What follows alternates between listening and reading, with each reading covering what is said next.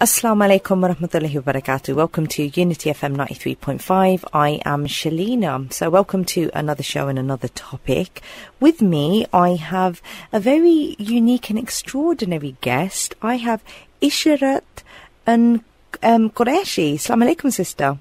Wa alaikum salam, sister. How are you? Yeah, alhamdulillah. Now, we're going to slowly introduce who you are and what you do, because you are one of these moms that does many different things, mashallah. You know, you're there, you're doing stuff for your family. In addition to that, you're doing stuff for your community, mashallah. Alhamdulillah. So, yeah. Yeah, I'm basically a mother of two. Mashallah, I have a beautiful boy and a girl. Mm-hmm. I'm also an alima, as I've studied abroad for 8 years. I studied the alima course. But other than, I'm a housewife. But other than that, I'm the CEO and the founder of GNA Academy, which stands for Hosea Nasheed and Arts Academy, and we organise the Sound of Souls. And now, alhamdulillah, I'm also, I'm the founder of Momo Awards. Right. So I'm just busy organising the Momo Awards as well. Wow. So yeah, alhamdulillah, a lot of things, but I like to keep busy. Yeah. So, alhamdulillah. It sounds like it, definitely. Now, it's beautiful to know that you've actually done an alima course, because we like to know that knowledge precedes action. So this show is about raising children. So first of all, I'd like to speak to you as a mother and an alima, yeah? Mm-hmm. I often say to my listeners, that in order to be successful, we have to practice being successful, and that's right. We have to be an example to our children. How have you found it is with raising children? Have you got any gems of advice that you found really work effectively? Yeah, well, I think me traveling to Pakistan to do the alima course, I think that's helped tremendously. And obviously, every time I do something, trying to teach my children, I think the education what I have achieved in Pakistan has helped, towards that. So alhamdulillah, it's made a huge difference. Mm-hmm.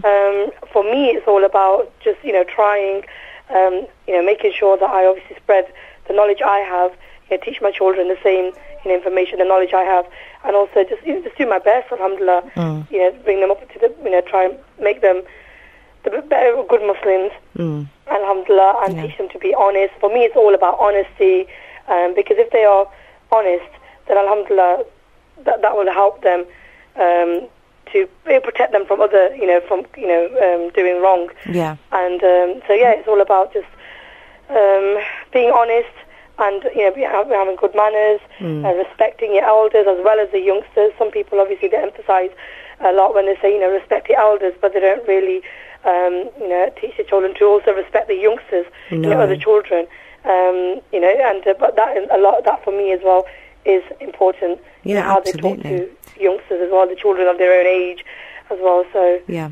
Yeah. Now, how did the GNA Academy come about? Because it's a very conventional thing, and I think it's needed more so because, with children having music being around them so much in, movies on Disney Channel and, when you go into supermarkets, it is something like we have to contend with as parents. So how did the GNA come about? The what does it stand for again?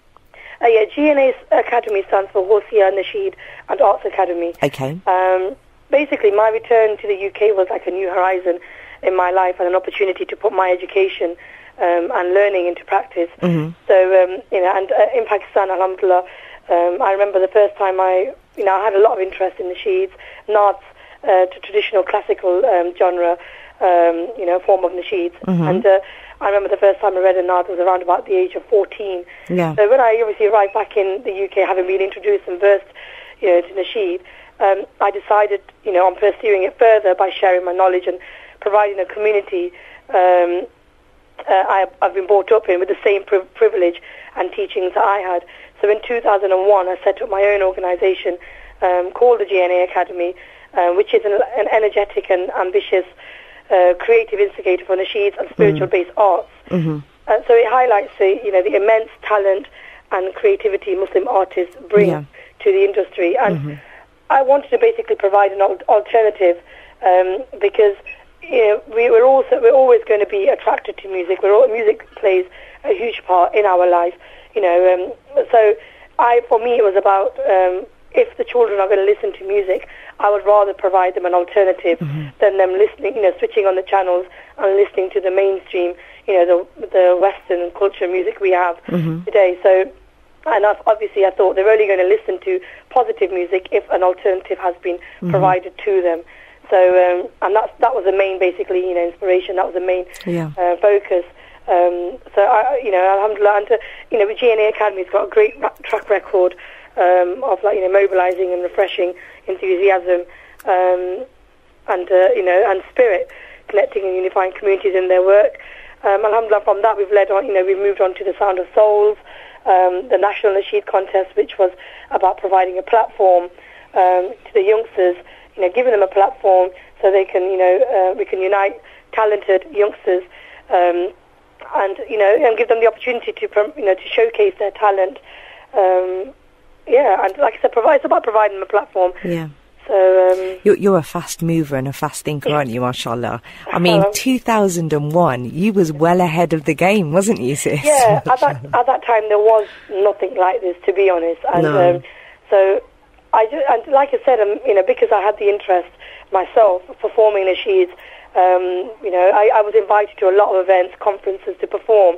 And because I used to perform, I used to teach as well, Islamic studies.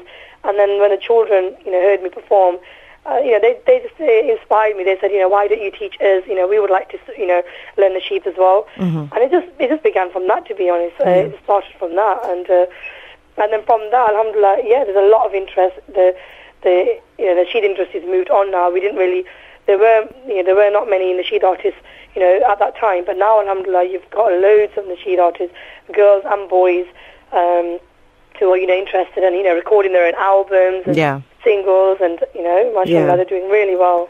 Now, you've done something very groundbreaking as a Muslim woman, haven't you, in terms of the Momos. What is the Momos all about? Momo Award stands for Music of Muslim Origin, and basically it's an opportunity to showcase and celebrate the best of Muslim talent and their achievements. Yeah. So it's about providing a universal platform that will bring Muslim talent to the forefront, and that's why I basically created the Momo Awards. I wanted to prove to the world that Muslim music does exist, because some people basically think that music and Muslims don't go together. But I wanted to prove that Muslim music, talent does exist in the Muslim industry, and there is it can grow. It does have a future, just like the mainstream music. So alhamdulillah, it's the first of its kind. It's received huge recognition and acknowledgement from the public, worldwide. So alhamdulillah, we're at the final stages now. We launched it in January. We people from all over the world have nominated. From the nominations we received, we shortlisted the nominees, and alhamdulillah, we've announced the nominations, which are on the website, momoawards.co.uk, and now we're asking the public to vote. And inshallah, from the votes, we're basically going to decide who the winners are, and the event will be inshallah in December. Any exciting performers that you've got lined up? We are in conversation with a few international artists as well as a few local and national artists. We can't really announce the names yet because they're not confirmed. So inshallah, in the next few weeks we will announce that via the web. So all I can say is people just keep an eye out. I mean, I know you've got all kinds of names. I mean, I had the pleasure of interviewing Zayn Beaker, and I mentioned the Momos to him, and he was like, he would love to try and get over here, inshallah. So all these things in the pipelines, and you've really given a broad base of nominations, haven't you? You've even brought in spoken poetry. That's right. There's obviously various different genres. So there's Sufi music. There's, we've got a category for Sufi music and traditional music. Also, spoken word rap artists, because we appreciate a lot of the Muslims out there are into spoken word, and rap, and also they do perform, without music. So we wanted to, give them the opportunity as well. Yeah. And it's not all, people sometimes think that music of Muslim origin is just about music. It's not. No. I think, to be honest, that was just a catchy name. Yeah. It was just the Momos. It sounds big. Momo, obviously, people think of the Momos. So instantly, when they hear of Momos, they know what it's going to be about. Yeah. And that's what it was. But if you look at the categories, they vary. Okay. So when's this taking place? The day we have proposed now. We were very secretive about it. We didn't want to announce it because we thought in case it doesn't go ahead. Yeah. But the media was very clever, and they've obviously got there first, and they've already announced it for us anyway. So the date we've got is the 28th of December. Okay. Inshallah. But the venue we have changed because we did think of Manchester initially, but we've taken it to London. Right. Now, the venue I can't confirm. We've already provisionally booked a venue, but I don't want to mention that just in case it does change. Don't I get a scoop, sis? Come on. Yeah. Well, the last event, the Sound of Souls, was held at the Covent Gardens Grand Connaught Room, and which is a 5-star venue, alhamdulillah, and it was beautiful. So people now, the expectations are high. People expect us to do the event at a similar event. Right. So we have provisionally, now that you're insisting, we have provisionally booked the Covent Gardens. Mashallah, thank you for the scoop, sis. So exclusive information there, because you are the first ones to hear that. So no one else has obviously, we haven't announced it. We've tried our best not to let the media hear that as well. Yeah, and, So Covent Gardens is the venue that we provisionally booked. Right. But, just things can change last minute, but that is the venue that we've booked. Excellent. Yeah. And how can our listeners get involved? Do you still need votes coming in? Yeah, we do need votes because the finals in December. We've allowed people to vote around about until September, inshallah. Then I think the voting will close, right? And that's when we're going to shortlist. Voting, alhamdulillah, just go onto the website momoawards.co.uk and vote. We're getting votes coming in from Turkey, Malaysia, Indonesia, USA, South Africa, everywhere. The Middle East. So we need UK to be active as well. Yeah. Alhamdulillah they are, but we need more votes from the UK as well to support our local talented artists as well. So and it's not just about the nasheed artists. Obviously we've got the media, so we've got TV channels, we've got radio stations, we've got radio presenters, TV presenters, for example. So Unity FM itself has also been nominated. Indeed. I know we've got Ahmed Bostan, and then we've got Friday Night Fusion. Where was Raising Children in all of that, sis? And Shalina Litt. We basically wanted the public to be, we wanted to take their nominations into consideration. Yeah. So I think because it's the first time, although we did promote it, really highly promoted it, but obviously it was all down to the votes. So we are receiving a few nominations from people saying, why is such and such not nominated? But all I can say is, alhamdulillah, we are planning to continue this, next year as well, the year after, make it even bigger than this, inshallah. So those who have not had the opportunity, inshallah, there will be more opportunities for them to, be nominated in the next event, inshallah.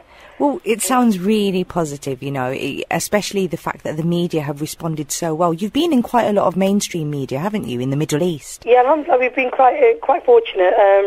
The BBC are also, on board, but that's not official. I've just obviously announced it. Alhamdulillah, they are coming on board as a radio partner.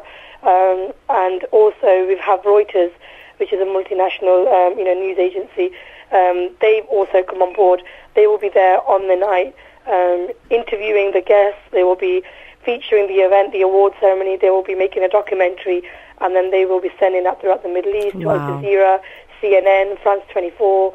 So they will be, alhamdulillah, they're covering the event as well. So for us, that is huge because, for mainstream organisation to come on board, alhamdulillah, we didn't expect that. Sounds like you're somebody to look out for, sis. And it sounds like the Momos is definitely something to look out for, inshallah. Jazakallah khairan for coming on. It's been a pleasure, and thanks again for the scoop. No, thank you for having me, and it's been a pleasure. And inshallah, all I can say is do log onto the website to, because we will update it, inshallah, with information, at all times. Excellent. So thank you. Yeah, all the best. And I'll speak to you soon, inshallah. Okay, assalamu alaikum. Wa alaikum assalam.